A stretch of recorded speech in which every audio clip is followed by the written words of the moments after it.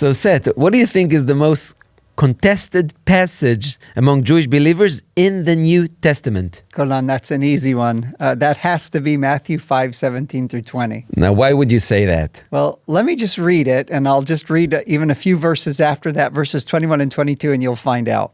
Yeshua says, "Do not think that I came to abolish the Torah or the prophets. I did not come to abolish, but to fulfill.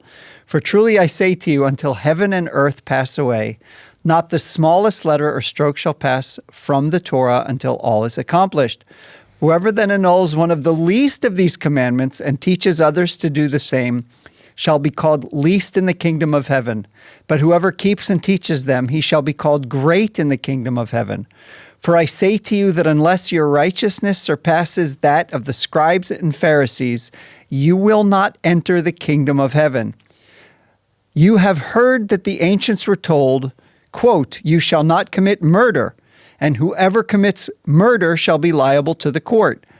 But I say to you that everyone who is angry with his brother shall be guilty before the court, and whoever says to his brothers, 'You good for nothing,' shall be guilty before the Supreme Court, and whoever says, 'You fool,' shall be guilty enough to go to the fiery hell." So now I see it. It appears as if Yeshua is saying to his disciples that they're obligated to keep every single commandment in the Torah, including the observation of food laws, wearing the tassels, and strict observations of all the feasts. Is that right? Yeah, you're right. And that seems to be what he's saying. The challenge, however, is that the writer of Hebrews actually talks about the sacrifice of Yeshua as a fulfillment of, for instance, the obligations of the purity laws. He basically makes his disciples pure once and for all. Once and for all, right? And so we're eternally clean, okay?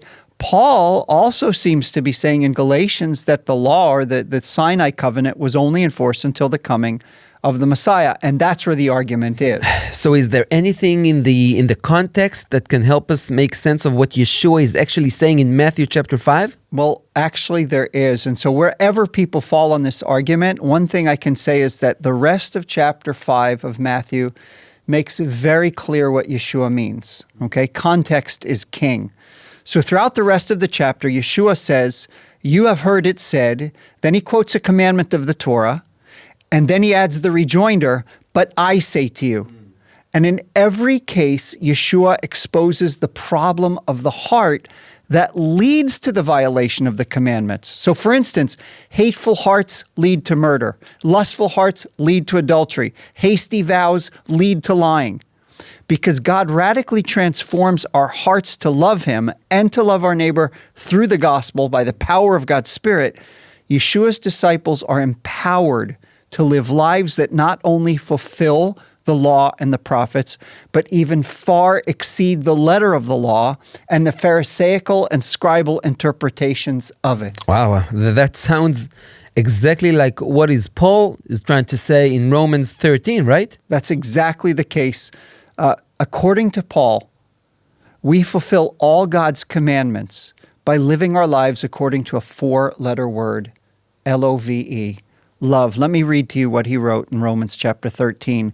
"Owe nothing to anyone except to love one another, for he who loves his neighbor has fulfilled the law. For this, you shall not commit adultery, you shall not murder, you shall not steal, you shall not covet. And if there is any other commandment, it is summed up in this saying, you shall love your neighbor as yourself. Love does no wrong to a neighbor. Therefore, love is the fulfillment of the law." Amen. So Paul and Yeshua, the Messiah, agree. A life of love is the fulfillment of the Torah and the prophets. Well said, Golan. Amen.